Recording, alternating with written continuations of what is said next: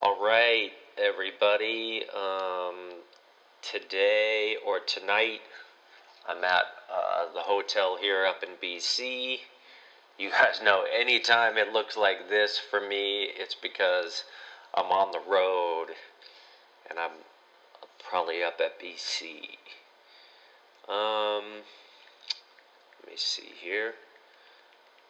I should have had this pulled up. But Samuel, 2 Samuel.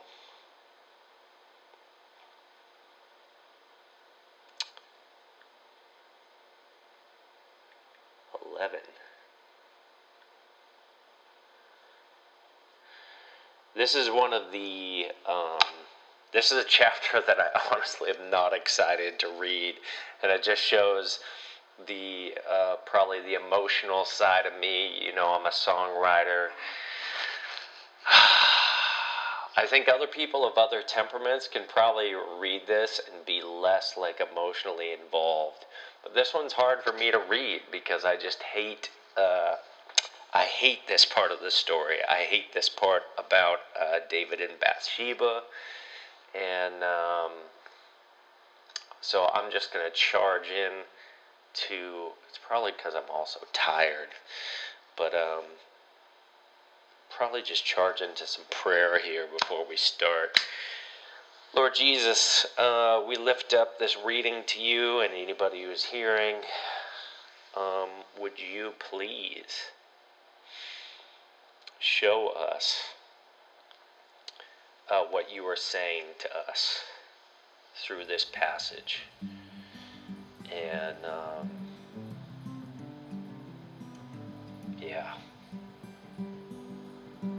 pray this in your name, amen. All right, here we go. This is chapter 11, 2 Samuel. All right, David and Bathsheba, verse 1. In the spring of the year, when kings normally go out to war, David sent Joab and the Israelite army to fight the Ammonites. They destroyed the Ammonite army and laid siege to the city of Rabbah. However, David stayed behind in Jerusalem. Late one afternoon, after his midday rest, David got out of bed and was walking on the roof of the palace. As he looked out over the city, he noticed a woman of unusual beauty taking a bath. So this is NLT. I'm not sure other translations say it quite like that, but that's an interesting phrasing of unusual beauty. He sent someone to find out who she was, and he was told, she is Bathsheba, the daughter of Eliam and the wife of Uriah the Hittite. Then David sent messengers to get her, and when she came to the palace, he slept with her. And she had just completed the purification rites after having her menstrual period. Then she returned home. Later, when Bathsheba discovered that she was pregnant, she sent David a message saying, I am pregnant. Then David sent word to Joab, send me Uriah the Hittite. So Joab sent him to David. And when Uriah arrived, David asked him how Joab and the army were getting along and how the war was progressing. You know, something that just came to my mind as I was driving today and I was re-listening to some of these passages, because I think a question that we all have that's not really related to Uriah, but it is related to David being a king and being a human king. And we know how much Samuel and God took that to heart, that the Israelites wanted a human king. And God even said to Samuel, they have not rejected you, they have rejected me. So, as much as we love David, Um, God didn't want Israel to even have somebody like David, ideally. And as much as David was much better than Saul, as far as his heart towards God and towards others, we see David's humanity really starting to show now.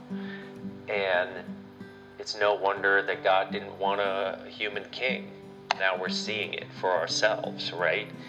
And it's true, of course, that David was much more courageous than Saul. And he had this amazing heart of courage and purity, right? But his courage was eroding even before this. It's pretty clear because Joab seemed to have David's number. For whatever reason, David really was kind of afraid of Joab. And I don't know if that's why he didn't join Joab in battle, or if it was other reasons, but I forget which chapter exactly, but it says very clearly that David didn't feel, it was after Abner had been murdered by Joab. It clearly describes that David didn't feel ready or prepared or even strong enough to oppose Joab. And that courage somehow wasn't there anymore. And I've never really thought of that before as I read this story, but it really popped out in my mind as I was thinking about this story today as I was driving. Something about David's courage has already eroded. And I think a lot of guys relate to this pattern for ourselves, and when it comes to temptation, or even specifically sexual temptation, when we don't feel courageous anymore, we are most vulnerable to this type of temptation, or any temptation for that matter, but I think especially sexual temptation, because it sort of gives us the illusion that we are men when we give into it. And of course, it just leaves us more empty in the end. But when we're giving into it in the moment, it is a natural high unlike no other. So yeah, I guess just to recap that thought, it just seems to me that David's humanity is already being showcased here. And we start to see why God, really his will was never to have a human king. Talk about a high bar that he's setting for Israel, right? Because it's understandable why Israel would want a human leader or a king like all other nations, as they say. But God didn't will that. And we're starting to see, especially, right out of the gate, we see why Saul wasn't really a net positive for Israel, and we're even starting to see now how heavy even the kingship of David is over Israel. Not to get too carried away, but I think there's large parts of that are true here. Kind of hard to refute, especially for a guy like Uriah, right? So, he's asking Uriah how the war is progressing, and then he told Uriah, go home and relax. David even sent a gift to Uriah after he had left the place, or the palace. But Uriah didn't go home. He slept that night at the palace entrance with the king's palace guard. When David heard that Uriah had not gone home, he summoned him and asked, "What's the matter? Why didn't you go home last night after being away for so long?" And Uriah replied, "The ark and the armies of Israel and Judah are living in tents. And Joab, my master's men, are camping in the open field. How could I go home to wine and dine and sleep with my wife? I swear that I would never do such a thing." And what does that sound like when he says the ark and the armies of Israel and Judah are living in tents? I think it's literally the chapter previous. Oh geez. This is why I don't like using my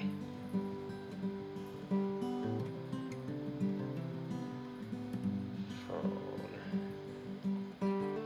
Okay, I'm not gonna mess with that. But I think it's literally the chapter previous, or maybe the chapter before this, where David is uneasy about God and his ark living in tents. Which is when, with that observation, with that heartfelt longing in David, that is when one of the greatest blessings, if not the greatest blessing from God, comes from God to David. God sees that David notices that he himself is living in this palace and the ark of God is in this tent. And the prophet Nathan even says, "Do what you want to do," until God makes it clear to Nathan that it's not his will that David would make a temple for the ark of God. But now it already just seems and maybe this is just because I know my own life and the ways that I've struggled with temptation, and I've heard countless other men talk about it themselves, but there's sort of a high when a man is giving into his urges and isn't sober-minded, doesn't have good discipline over his urges and appetites. There's a sort of like cloud that hovers over them in their vision, and even you can even see it in their eyes, especially when they're really in the throes of that addiction or that usage. And that's kind of what I feel here as I'm watching David give in to this temptation bit by bit, and then completely just falling off the cliff. He's the opposite of sober, while Uriah is almost like a mirror for him, going, "This is what you looked like, and now, like, you used to look like me. You used to be sober-minded. You used to see that the ark was living in a tent. You used to see that. That was you, David. But now, you don't look like me." David's looking at Uriah and probably feeling totally guilty and judged, maybe to the point that he won't even let himself feel the guilt because it's so intense. So, anyway. And he says, "Why would I sleep with my wife while these men are in tents and the ark is in tents? I swear that I would never do such a thing."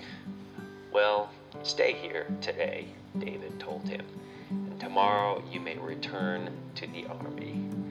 So Uriah stayed in Jerusalem that day and the next. Then David invited him to dinner and got him drunk. But even then, he couldn't get Uriah to go home to his wife. Again, he slept at the palace entrance with the king's palace guard. So Uriah is a man of unbelievable fortitude. Like, we talked about how Saul basically has no fortitude. He can hardly go a day without food. Uriah is like the opposite of that. It's pretty clear.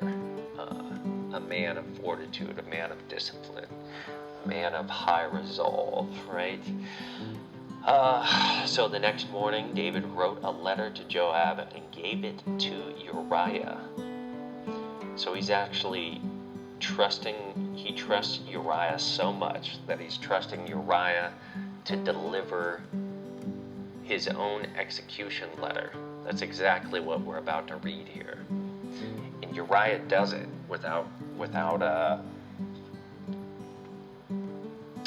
expecting anything or suspecting anything or infringing on that confidentiality between the King David, and Uriah. He doesn't open the letter. He just delivers the order. The letter instructed Joab, station Uriah on the front lines where the battle is fiercest, then pull back so that he will be killed. So Joab assigned Uriah to a spot close to the city wall where he knew the enemy's strongest men were fighting. And when the enemy soldiers came out of the city to fight, Uriah the Hittite was killed along with several other Israelite soldiers. So not only Uriah dies for this sin of David and the cruelty of David, but other men do too. Just the weight of some of these choices that we read about it's so sobering and kind of I'm just going to keep reading. Verse 18. Then Joab sent a battle report to David.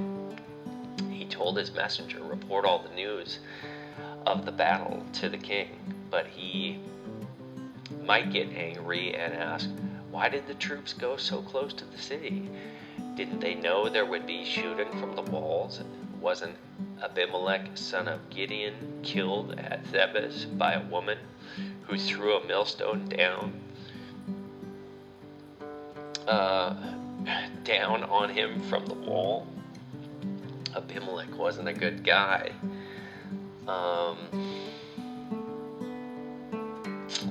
That's such an interesting story to bring up. But I think that woman was pretty badass, honestly. Why would you can look into Women and Judges if you were curious. That video is pretty, I'm kind of proud of that one, honestly. Why would you get so close to the wall? Then tell David, Uriah the Hittite was killed too. That's the plus. So the messenger went to Jerusalem and gave a complete report to David. The enemy came out against us in the open fields, he said, and we chased them back to the city gate. The archers on the wall shot arrows at us. Some of the king's men were killed, including Uriah the Hittite. Well, tell Joab not to be discouraged, David said. The sword devours this one today and the other one tomorrow. Fight harder next time and conquer the city. When Uriah's wife heard that her husband was dead, she mourned for him. When the period of mourning was over, David sent for her and brought her to the palace, and she became one of his wives. And then she gave birth to a son. But the Lord was displeased with what David had done.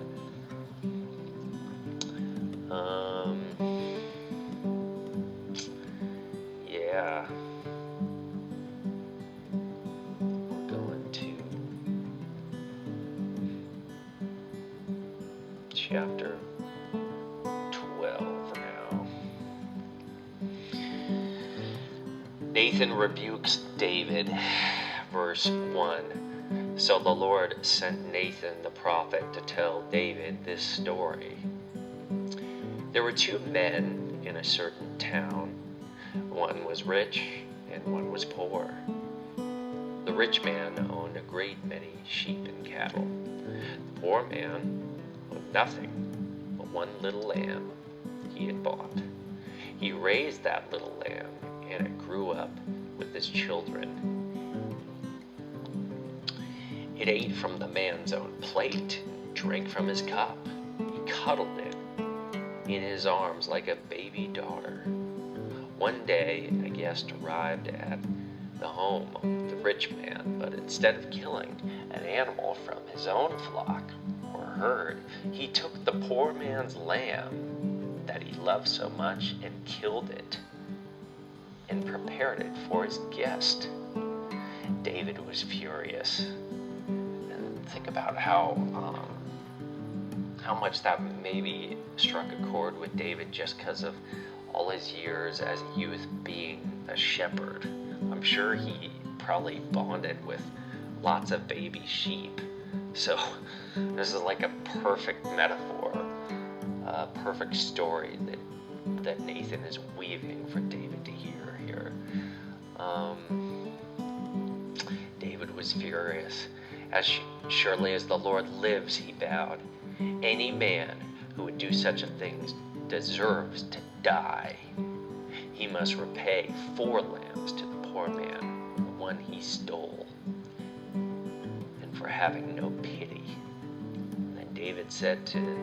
Then Nathan said to David, you are that man. The Lord, the God of Israel, says, I anointed you king of Israel and saved you from the power of Saul. I gave you your master's house and his wives and the kingdoms of Israel and Judah. And if that had not been enough, I would have given you much, much more.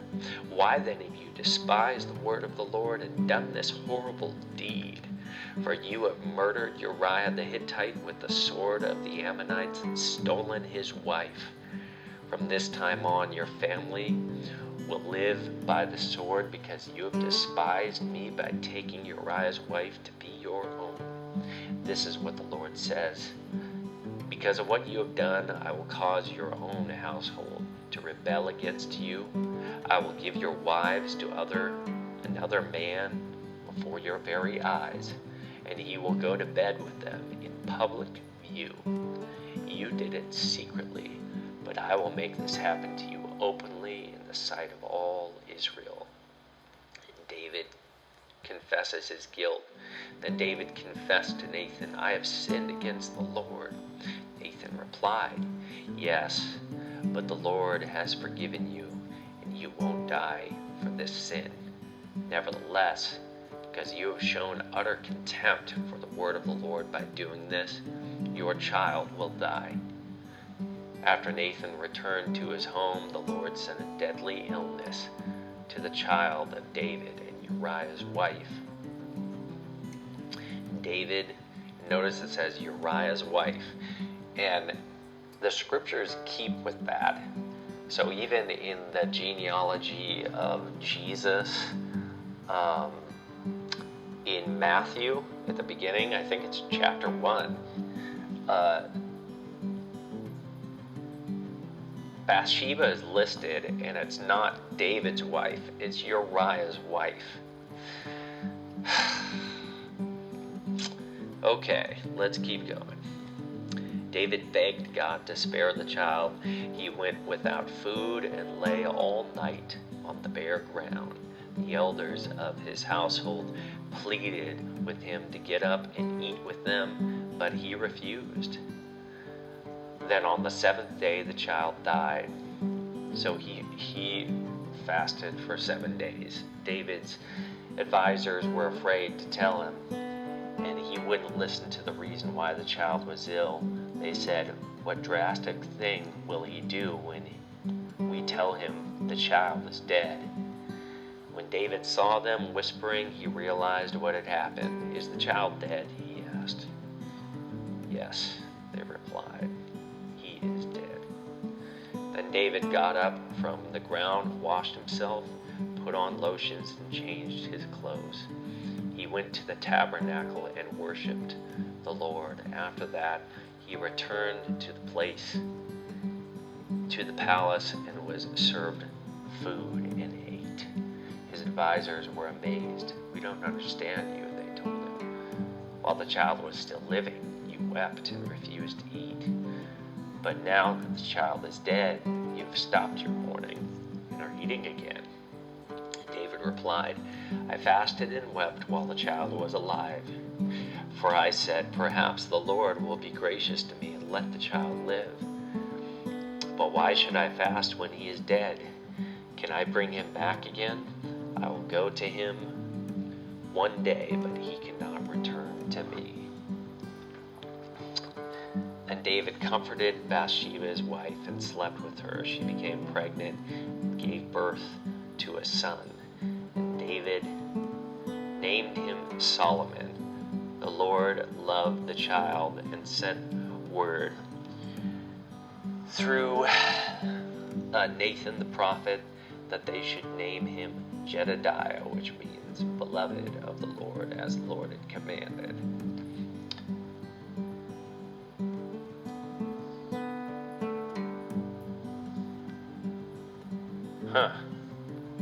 That's certainly not something I remember. So David named him Solomon, but then the Lord wanted him to be called Jedediah. So why didn't he get called Jedediah? Just a reasonable question. We'll keep going though.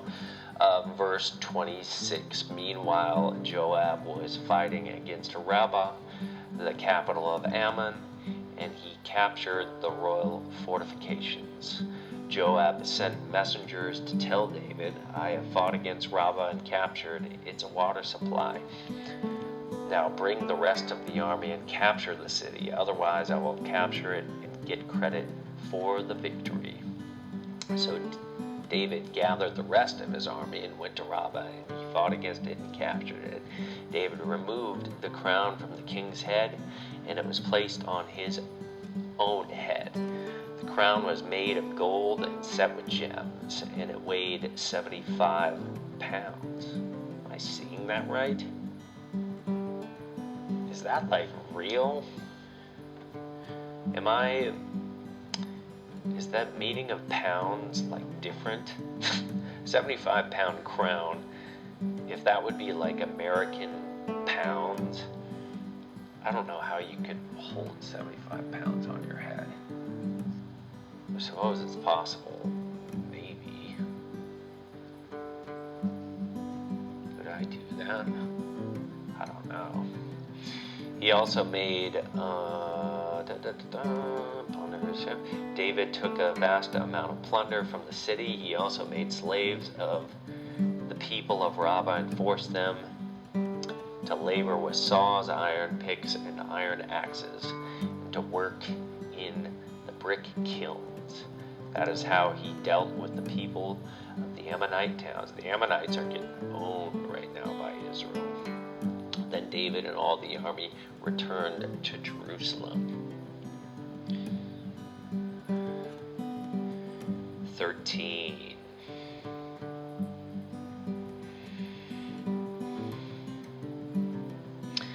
Now David's son Absalom had a beautiful sister named Tamar. Alright, this is going to get bad again. It's going to get even worse.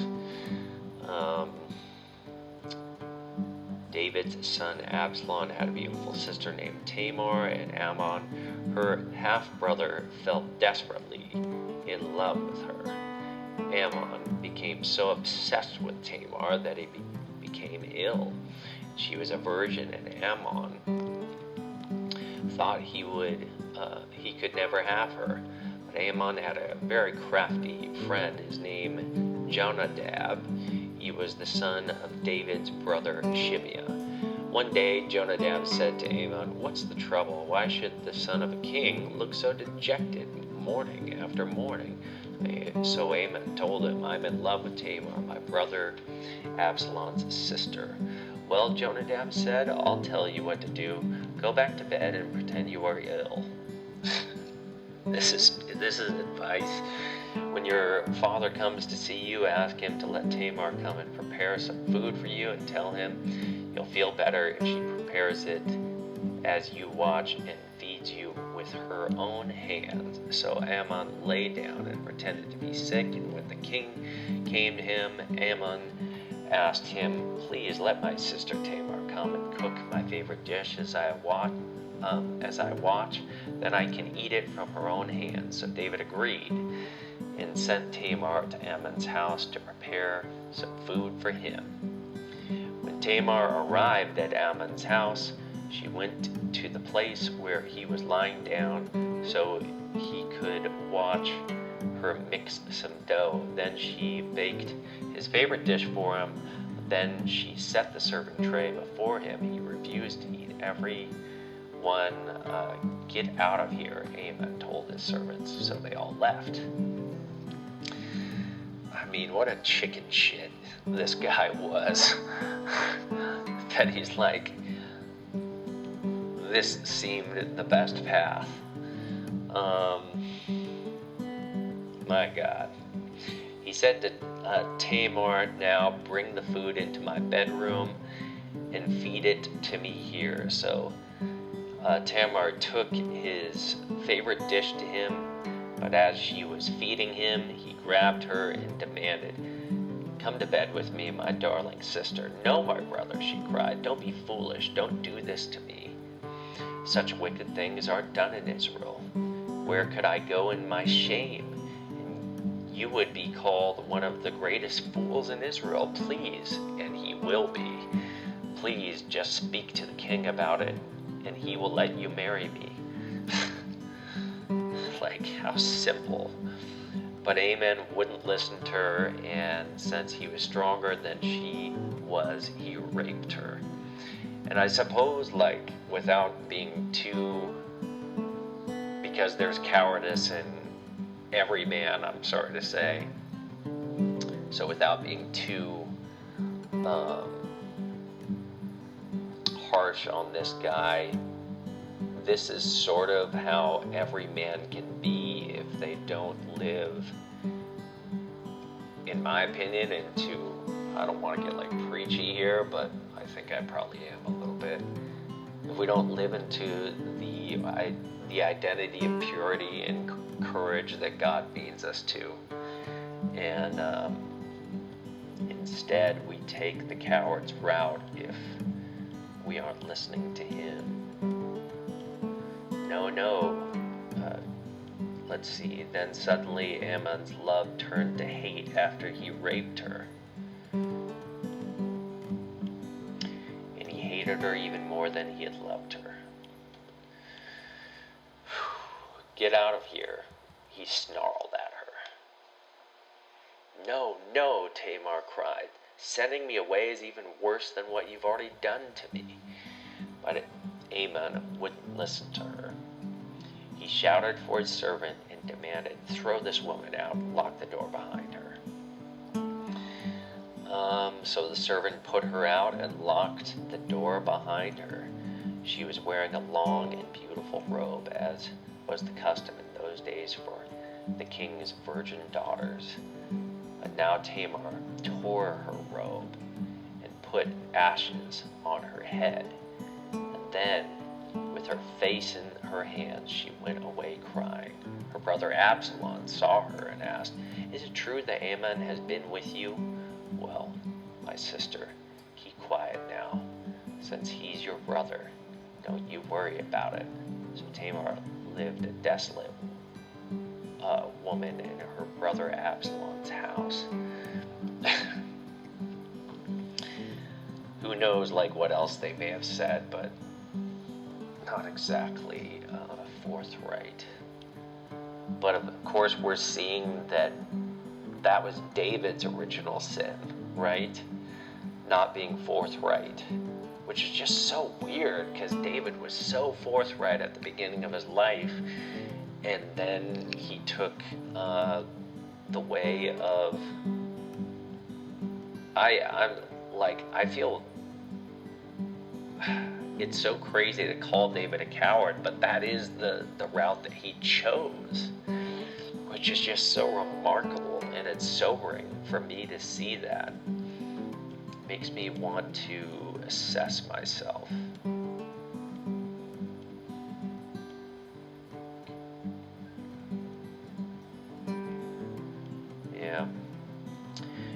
King David heard what had happened, he was very angry, and though Absalom never spoke to Amnon about this, he hated Amnon deeply because of what he had done to his sister. Absalom's revenge on Amnon. 2 years later, when Absalom's sheep were being sheared at Baalhazar near Ephraim, Absalom invited all the king's sons to come to a feast. He went to the king and said, "My sheep shearers are now at work. Would the king and his servants please come to celebrate this occasion with me?" The king replied, "No, my son. If we all came, we would be too much of a burden on you." Absalom pressed him, but the king would not come, though he gave Absalom his blessing. "Well then," Absalom said, "if you can't come, how about sending my brother Amnon with us?" "Why Amnon?" the king asked.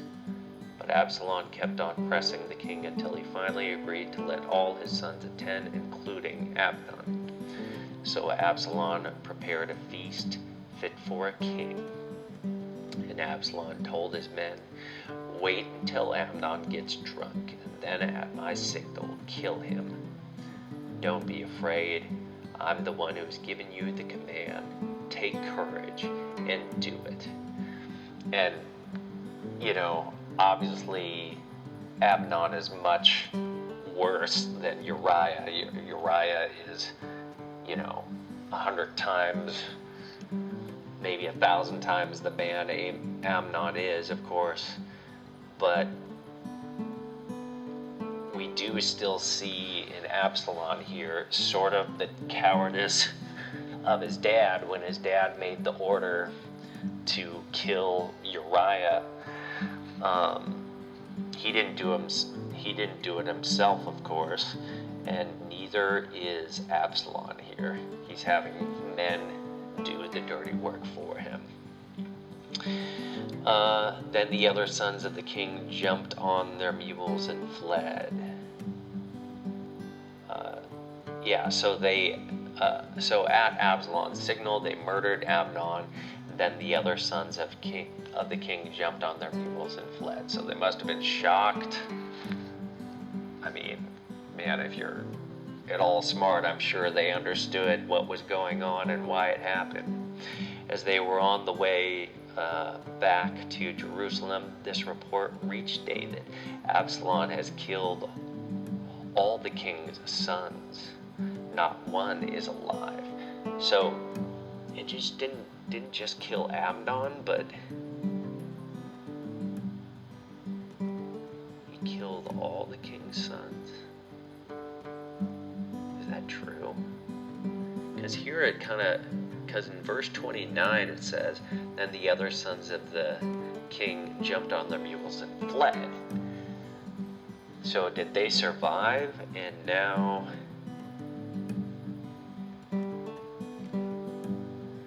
is this an embellished report? I'm not quite sure. The king got up, tore his robe, and threw himself on the ground. His advisors also tore their clothes in horror and sorrow.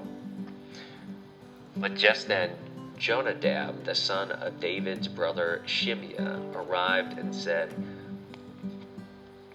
"No, don't believe that all the king's sons have been killed. It was only Amnon." There it is. Absalom has been plotting this ever since Amnon raped his sister Tamar. "No, my lord the king, your sons aren't all dead. It was only Amnon." Meanwhile, Absalom escaped. All right, so that's cleared up. Then the watchman on the Jerusalem wall saw a great crowd coming down to the hill on the road from the west. He ran to tell the king, "I see a crowd of people coming from Horonaim road along the side of the hill." "Look," Jonadab told the king, "there they are now. The king's sons are coming, just as I said." They soon arrived, weeping and sobbing, and the king and all his servants wept bitterly with them. And David mourned many days for his son Amnon. Absalom fled to his grandfather Talmai, son of Ammihud, the king of Geshur, and he stayed there in Geshur for 3 years. And King David, now reconciled to Amnon's death, longed to be reunited with his son Absalom. Quite the circumstance. Chapter 14. Joab realized how much the king longed to see Absalom, so he sent for a woman from Tekoa who had a reputation for great wisdom.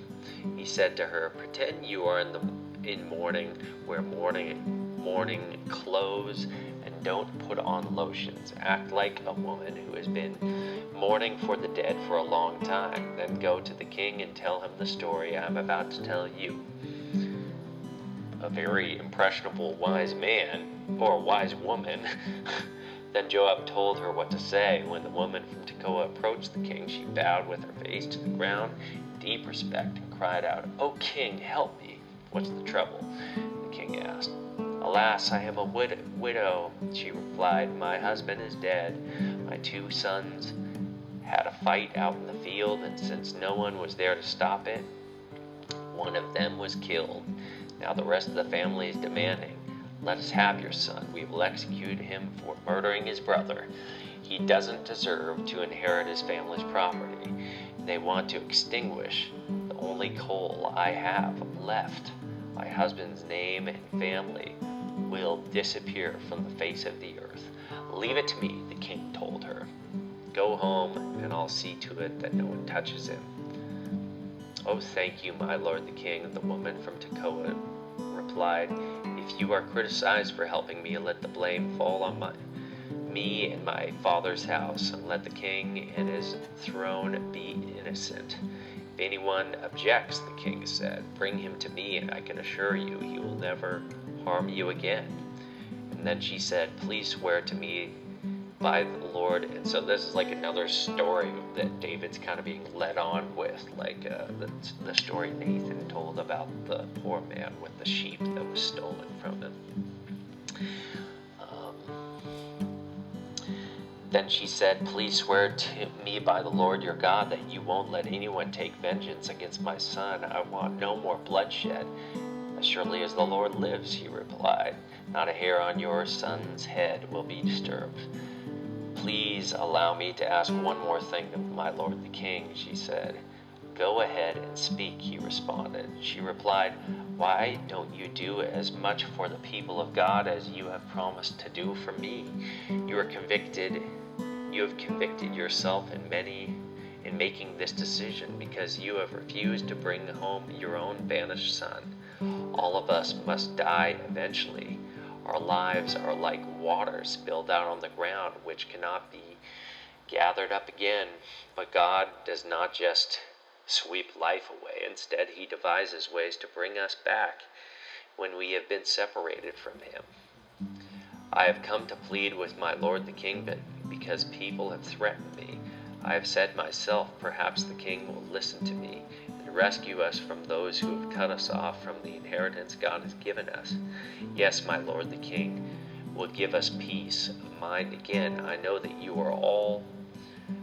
are like an angel of God in discerning good from evil. May the Lord your God be with you."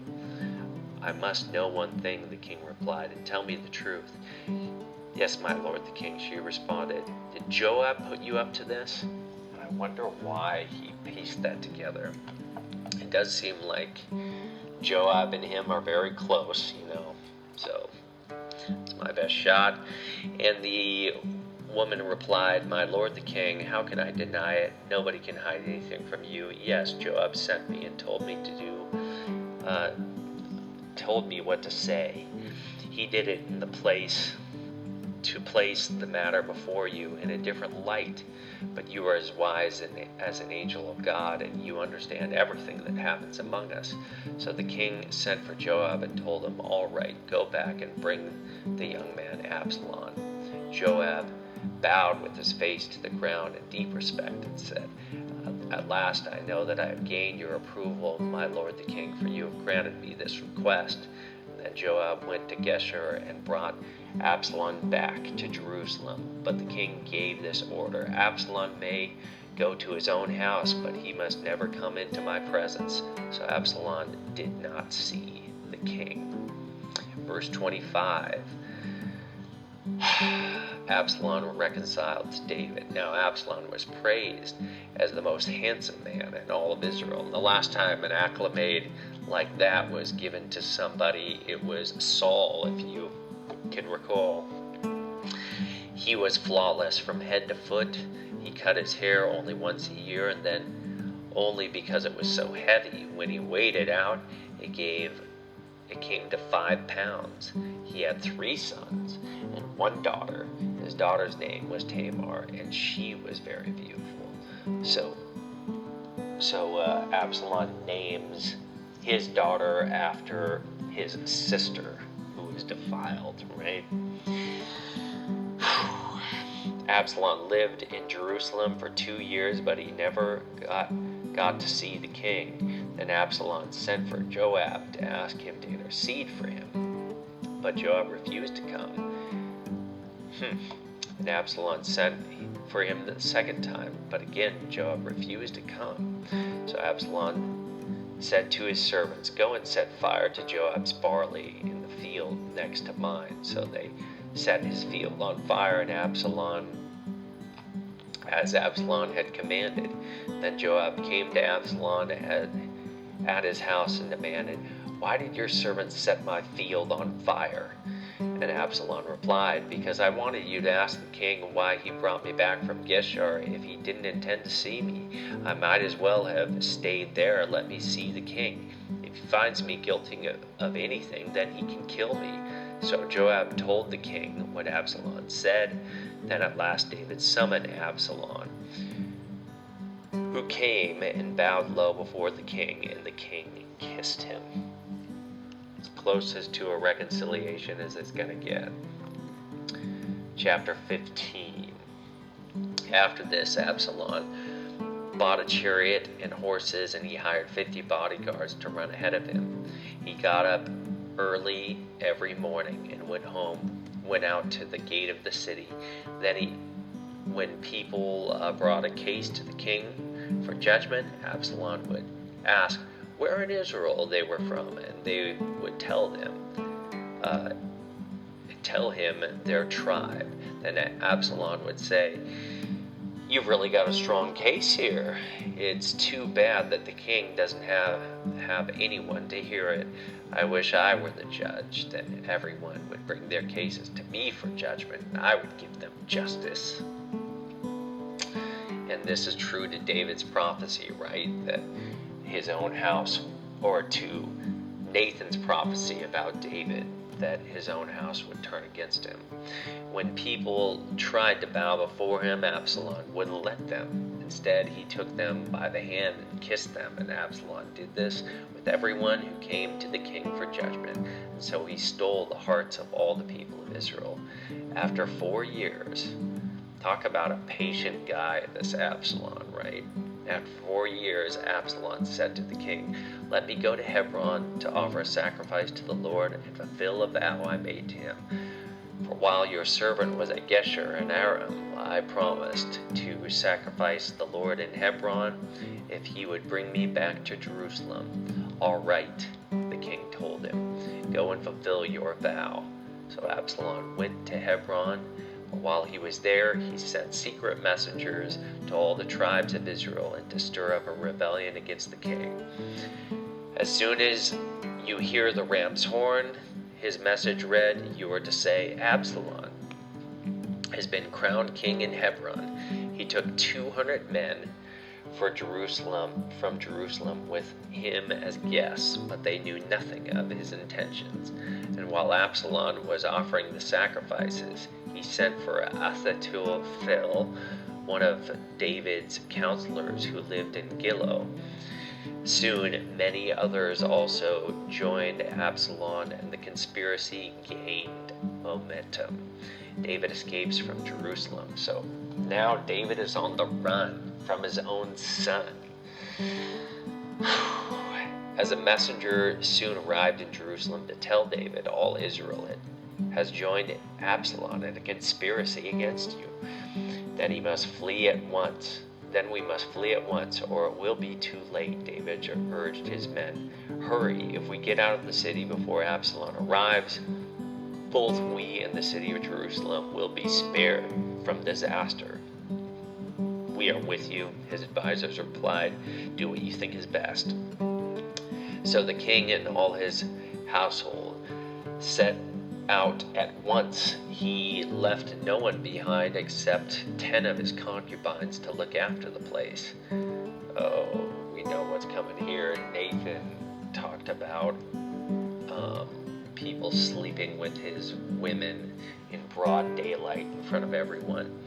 The king and all his people set out on foot, pausing at the last house to let all the king's men move past to lead the way. There were 600 men from Gath who had come with David, along with the king's bodyguard. Then the king turned and said to Ittai, a leader of men from Gath, why are you coming with us? Go on back to the king Absalom, for you are a guest in Israel, a foreign in exile. So is that David asking and calling Absalom king? You arrived only recently, and should I force you today to wander with us? I don't even know where we will go. Go on back and take your kinsmen with you. May the Lord show you his unfailing love and faithfulness. But Ittai said to the king, I vow by the Lord and by your own life that I will go wherever my lord the king goes, no matter what happens, whether it means life or death. And I don't know why I'm thinking of this, but that sounds like Ruth with Naomi, doesn't it? Where you go, I go. Where you stay, I stay. May the Lord deal with me, be it ever so severely. It sounds like Ruth faithfulness, this man named Ittai is saying to David. And David replied, all right, come with us. So Ittai and all his men and their families went along. Everyone cried loudly as the king and his followers passed by, and they crossed the Kidron Valley and then went out toward the wilderness. Zadok and all the Levites also came along carrying the Ark of the Covenant, and they set down the Ark of God, and Abiathar offered sacrifices until everyone had passed out of the city. Then the king instructed Zadok to take the Ark of God back into the city. If the Lord sees fit, David said, he will bring me back to see the Ark in the tabernacle again. But if he is through with me, then let him do what seems best to him. The king also told Zadok the priest, look, here is my plan. You and Abiathar should return quietly to the city with your son Ahimaaz and Abiathar's son Jonathan. I will stop at the shallows of the Jordan River and wait there for a report from you. So Zadok and Abiathar took the Ark of God back to the city and stayed there. And David walked up the road to the Mount of Olives, weeping. To the Mount of Olives. Wow. Weeping as he went.